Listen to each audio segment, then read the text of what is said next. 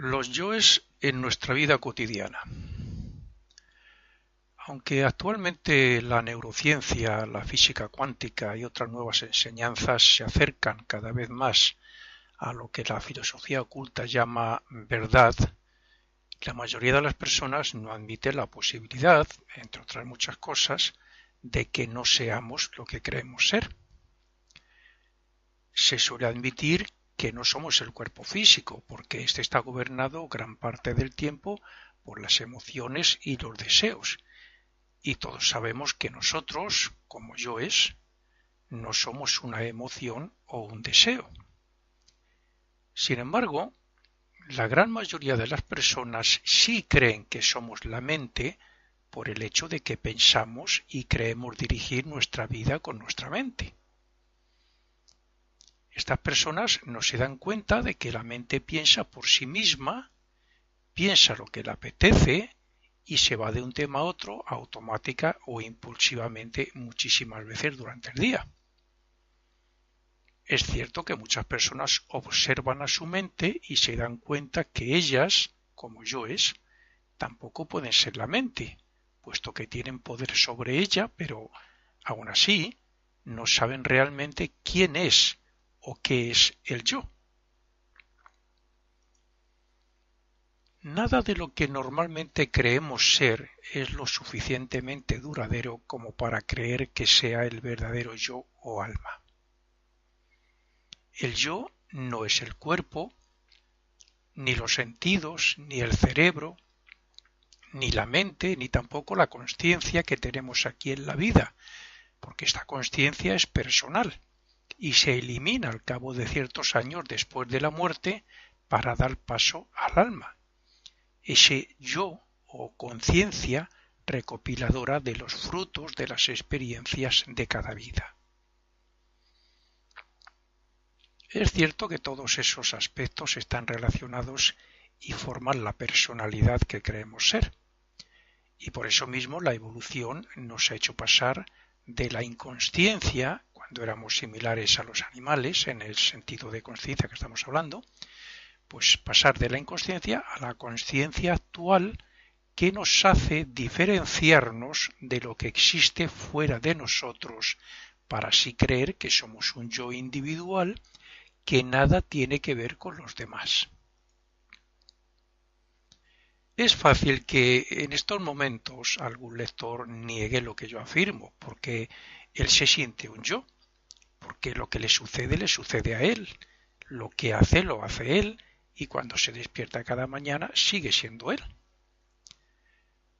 Pero lo mismo que podemos decir que el cuerpo físico no existe o que es una imagen ficticia porque la materia es en realidad una energía invisible a nuestros ojos, así también podemos decir que ese yo que creemos ser en el efecto de la actividad y receptividad de los sentidos, del cerebro, de las emociones y del pensamiento, en realidad no lo somos, claro.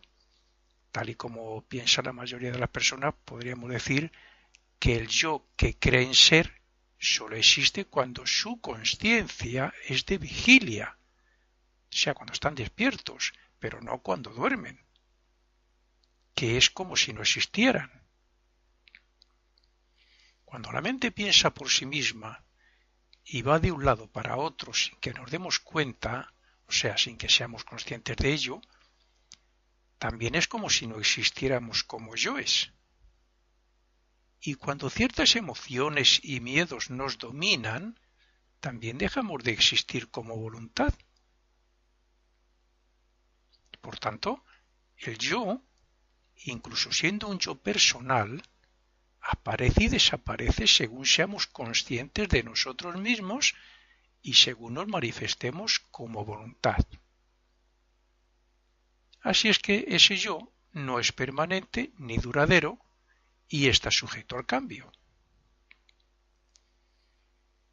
Si un lector me dijera que no tengo toda la razón porque estoy escribiendo este artículo como un yo llamado Francisco Nieto, le diría que desde su punto de vista tiene razón, pero no desde el mío, porque en este instante Yo intento descubrir a mi verdadero yo poniéndome en un nivel de pensador, o sea, el que utiliza la mente consciente y voluntariamente para pensar lo que quiera y cuando quiera. O sea, yo poniéndome en el puesto de lo que realmente soy, pensador y observador. Y también en el nivel de eso, de que como verdadero yo estoy capacitado para observar, para pensar y observar todo lo que ocurre en todos estos diferentes cuerpos que tenemos. El emocional, el físico, sus impulsos, sus sentimientos, sus deseos. El nivel de observador de lo que ese lector cree que es. O sea, de la personalidad o falso yo que se crea en cada vida. Porque en realidad el yo que creemos ser es temporal. Ya he dicho antes que después de la muerte desaparece. Y ese yo, con sus diferentes mecanismos, diferentes vehículos, pero por encima de los vehículos o cuerpos está la voluntad. Entonces, dependiendo de si hay voluntad y conciencia, somos uno, y si no hay voluntad ni conciencia, no somos realmente ese yo.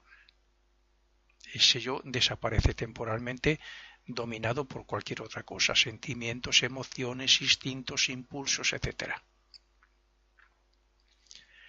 No es lo mismo decir mi cuerpo, pensando que se está dentro y atado a él, que decir lo mismo pensando que es un vehículo o instrumento, como por ejemplo la mente, para que se manifieste la consciencia, que es la representación en esta encarnación del verdadero yo o alma.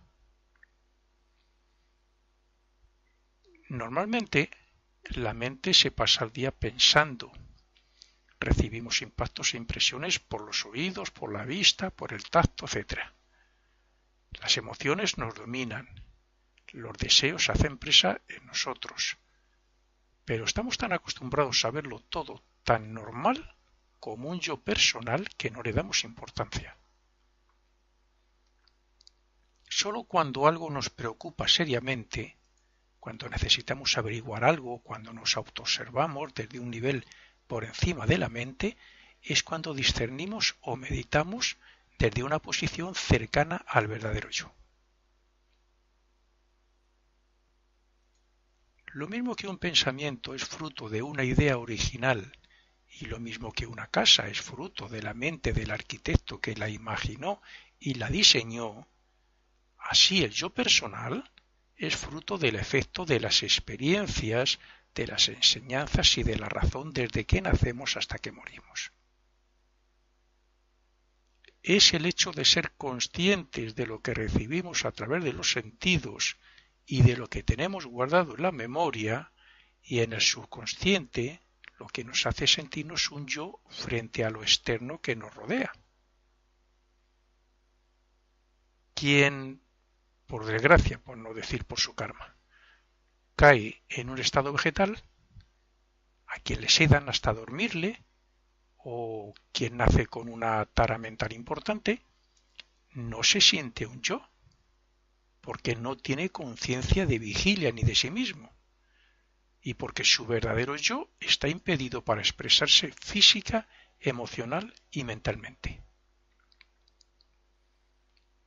El yo personal es la representación del yo real, pero con la particularidad de que este último está velado por los cuerpos físico, emocional y mental. De hecho, si consiguiéramos eliminar de nuestra conciencia el concepto de yo, mí y mío, ¿qué nos quedaría? ¿No cambiaría nuestro concepto de identidad? Y si llegáramos a la conclusión de que no somos esa identidad personal o yo, ¿qué pensaríamos sobre el hecho de pasarnos casi las 24 horas preocupándonos por cosas absurdas, obsesionados por lo material o por los placeres y pensando siempre y basando nuestra vida en el pasado y en el futuro, pero nunca en el presente?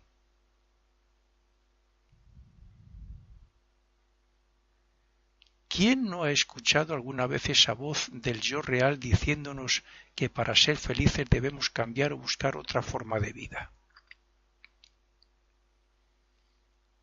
¿Esto no sería morir antes de la muerte para hacer nacer otra personalidad superior? Como dice una determinada escuela, creo que de ocultismo, filosofía oculta, o una escuela de estas modernas, creo que es, en sus enseñanzas dice que estamos llenos de yoes que hay que eliminar para que puedan hacer el yo real. Yo, en cierto modo, también lo entiendo así. Lo que pasa que, como mi base dentro de la filosofía culta está principalmente basada en las enseñanzas de la fraternidad Rosacruz más Heindel, pues eso lo interpreto a través de que pueden ser preocupaciones, miedos, emociones, la mente actuando por sí misma, los deseos incontrolados, todo eso, esa escuela le llama yoes. Pues bueno, vamos a entenderlo así, porque en realidad ocultan o impiden que se manifieste el verdadero yo. Son yoes que nos hacen creer que somos individuos, pero solo son los aspectos de una falsa individualidad. Si el lector, el oyente en este caso, se autoobserva un solo día, seguramente que termine algo confuso y preguntándose que entre tanto pensamiento sin razonar, entre tantas emociones y deseos dominantes, y entre tantas respuestas automáticas e instintivas, ¿dónde se encuentra él como un yo que es? ¿Dónde está? Es más, ¿qué yo actúa ante los problemas de la vida que nos perjudican? ¿Qué yo está condicionado por la vida, por la sociedad o por los hábitos? Seguramente que estaremos de acuerdo en que es el yo personal, pero para quien cree ser ese yo personal, ¿qué yo se manifiesta en aquellas personas que aun estando encarcelados se sienten libres? ¿Qué yo se manifiesta en aquellos cuerpos que están por encima de lo material, que dominan las emociones y los deseos, que controlan su mente hasta el punto de pensar solo lo que ellos quieren, que sus expresiones en pensamiento, palabra y obra son siempre de amor y compasión? ¿Qué yo se expresa ahí? Está claro que ese yo está muy por encima del personal, o dicho de otra forma, es el yo personal purificado después de muchos renacimientos, de esfuerzo y sufrimiento. Porque el verdadero yo está evolucionando gracias a los yo personales de cada vida, con sus correspondientes vehículos, expresándose cada uno de ellos según la evolución que tengan.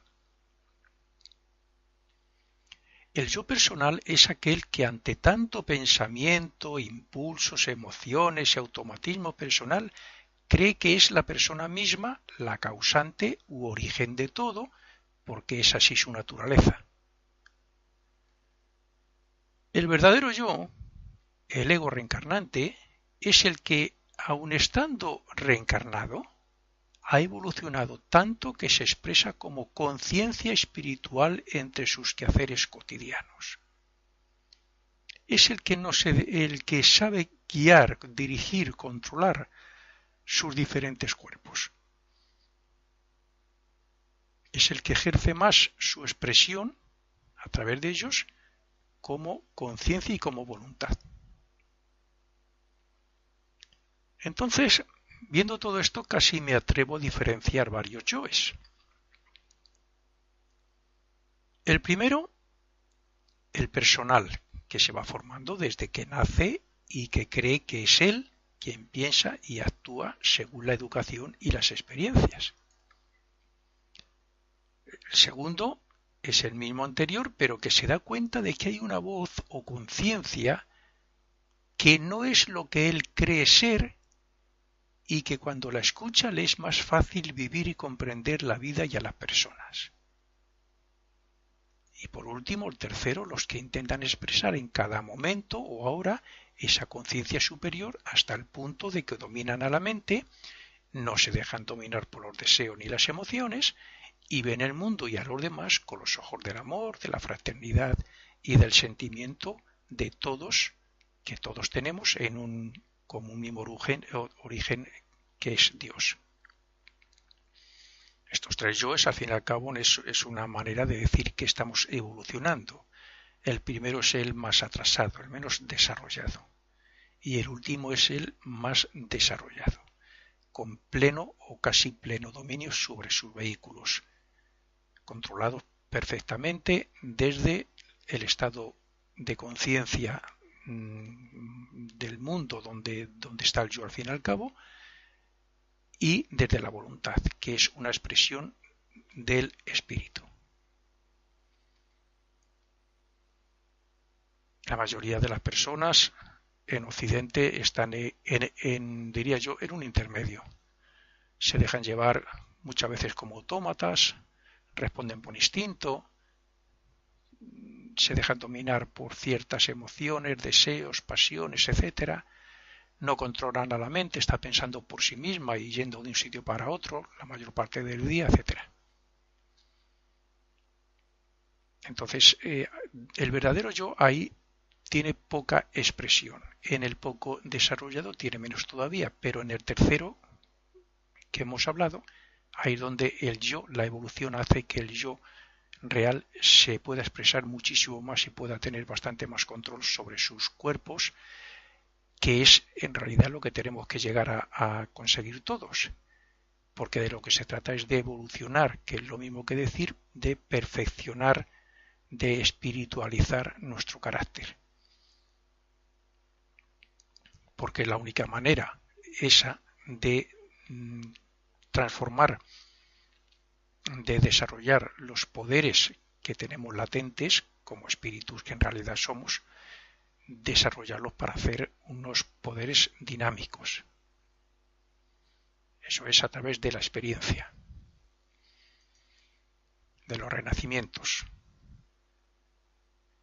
Como podemos ver, no se trata solo del mal uso que la persona hace de la mente, sino que es la mente y los deseos y los sentimientos, etcétera, quienes utilizan a la persona identificándose así con todo ello. Ese es el error. Si queremos ser eso, es como creer que somos todas esas voces que nos hablan a través de la mente, sin darnos cuenta de que esas voces, miedos y respuestas instintivas y automáticas, impiden que oigamos la única y verdadera voz del yo superior. Si escuchamos y nos identificamos con todo eso que la mayoría de las personas creen ser, es como identificarnos con un mentiroso que nos habla de la importancia de los deseos materiales, de los pensamientos egoístas, de que lo más importante en la vida somos nosotros como personas, etcétera. Es la personalidad esa que creemos ser, que es egoísta, que es ambiciosa, que comete tantísimos errores a diario, la que nos lleva por el mal camino. Quien se deja dominar por las pasiones, por los deseos, sentimientos animales o de maldad y por los problemas o pruebas de su destino, está engrandeciendo su yo personal, ese yo falso, porque no gobierna su destino desde el punto de vista del verdadero yo, del ego, del yo superior. Esa persona se deja llevar de un lado para otro y solo sabe responder desde lo aprendido en el pasado y no desde el sí mismo, es decir, desde lo interior o como conciencia que vive y se expresa como observador voluntario y con pleno dominio.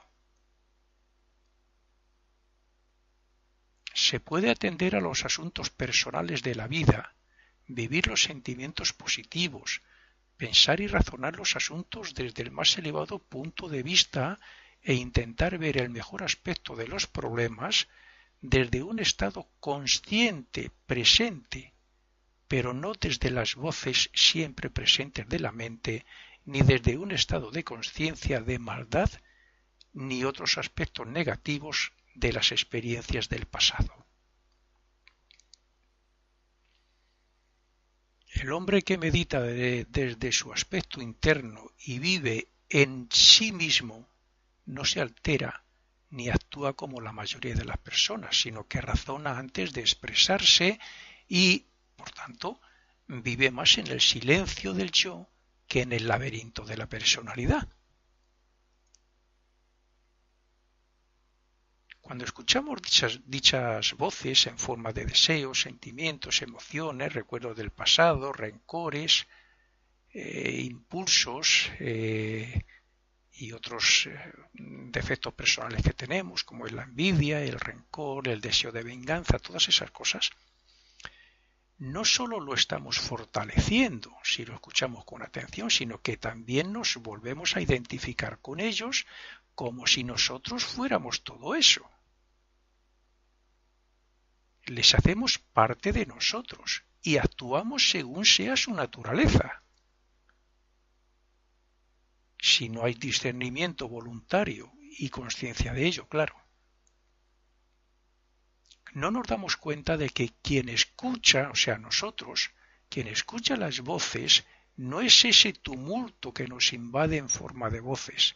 El hecho de darse cuenta de que ese tumulto nos domina y nos lleva de un lado para otro, psicológica y emocionalmente hablando, claro, ya nos hace darnos cuenta de que nosotros, como verdaderos yoes, estamos por encima de todo eso.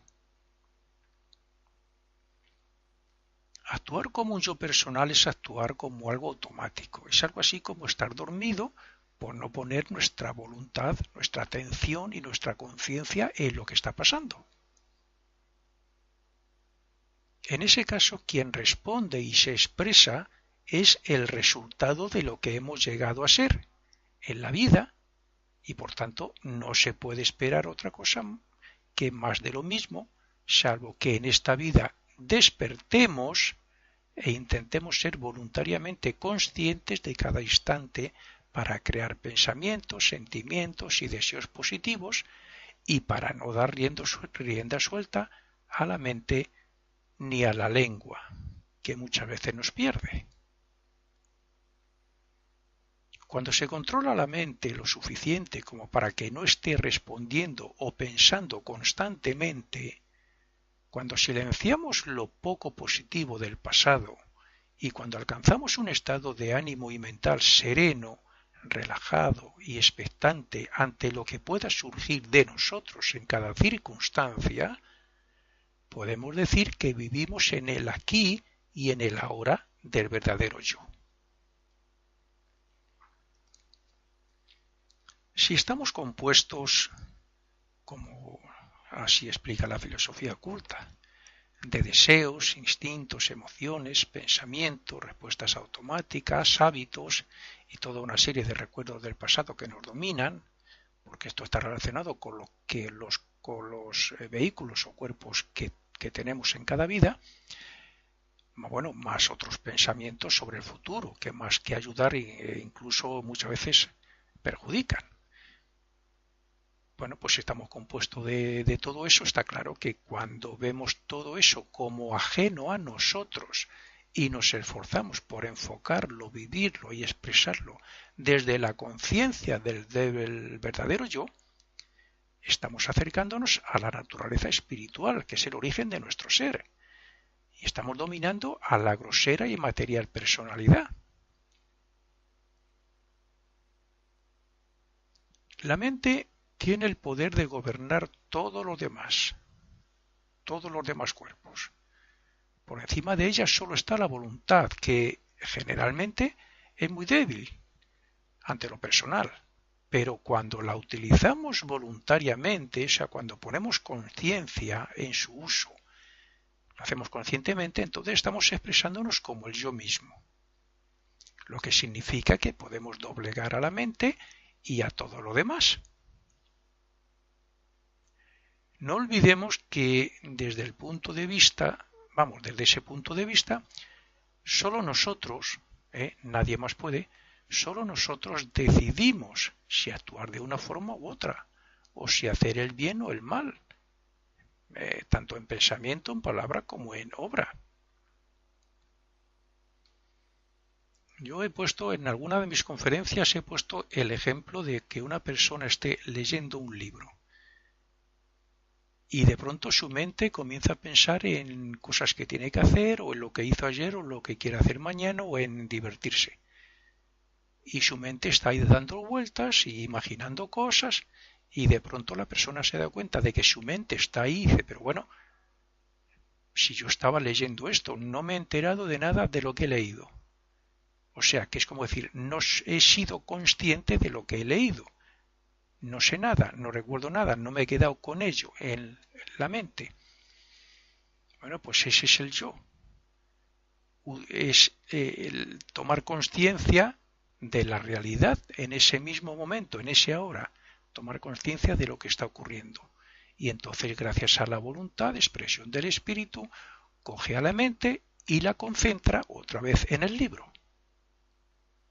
Ese es un ejemplo que expresa muy bien lo que es el yo superior como conciencia y como voluntad, y lo que es la personalidad compuesta por mente y deseos, emociones, la imaginación, los sentimientos, etc. La personalidad es nueva en cada vida, excepto en lo que traemos como resultado de las experiencias de otras vidas que, aunque latente, intenta manifestarse en forma de conciencia. Cuando nacemos lo hacemos libres de todo lo que después, a lo largo de la vida, conforma la personalidad. Pero el verdadero ego o yo tampoco puede manifestarse, porque la mente, ni el cuerpo emocional, ni el físico están preparados todavía para ello. Esos cuerpos van naciendo a lo largo de los años. El cuerpo vital se dice que se completa de formar o nace a los 7 años, el cuerpo de deseos o emocional se termina de formar o nace a los 14 y la mente a los 21. Por tanto, desde la infancia comenzamos a formar la personalidad por medio de los resultados de las experiencias en la presente vida y de la educación y aprendizaje de las enseñanzas que recibimos. Según sea todo eso, desde el punto de vista psíquico, moral y espiritual, así ocultaremos o permitiremos que nos hable el yo reencarnante. También, de acuerdo con todo lo anterior, formamos nuestra realidad, según la cual actuará la personalidad. De aquí que cuando nos educan unos padres con conocimientos como estos y nos enseñan a razonar y a tener elevados ideales, tengamos más oportunidades de identificarnos con nuestro ser y de progresar espiritualmente. Naturalmente que el progreso en cada renacimiento depende principalmente del desarrollo espiritual que ya hemos alcanzado en otras vidas. Ese desarrollo no solo nos guía, sino que también nos protege en forma de voz de la conciencia. Ese Pepito Grillo de la película de Pinocho. Puestos en el nivel del yo superior, debemos considerar a la personalidad como el mejor instrumento para evolucionar un poco más en cada vida, claro. Por eso, además de cuidar el cuerpo físico, también debemos estar atentos para que nuestro cuerpo de deseos o emocional se centre en lo más elevado y para que nuestra mente no ande pensando por sí misma ni de un lado para otro sin control. Cuantas más máscaras use nuestra personalidad y cuanto más se deje llevar por los malos deseos y sentimientos, más se verá influenciada la mente en ese sentido y menos oiremos la voz de nuestro yo. Entonces estaremos creando una realidad cada vez más alejada de la verdad, lo que nos llevará a sufrir más en el estado post-mortem, después de la muerte, para purificar la vida pasada y así renacer con unos ideales e inclinaciones más puras y elevadas en la próxima vida. Bueno, es evidente que la persona que desee cambiar para facilitar la manifestación del verdadero yo debe centrarse en lo interno y analizarse y observarse a sí mismo para luego utilizar su mente y su voluntad de una forma consciente. De poco sirve el conocimiento si no ponemos manos a la obra y lo aplicamos a nosotros mismos y a nuestra vida diaria. Podemos leer un montón de libros o miles de artículos como este, pero si no nos levantamos cada mañana con la intención de continuar el trabajo interno, pasarán los años y seguiremos actuando con los mismos patrones de conducta, los mismos malos sentimientos, deseos y pensamientos y con la misma forma de pensar y de ver la vida.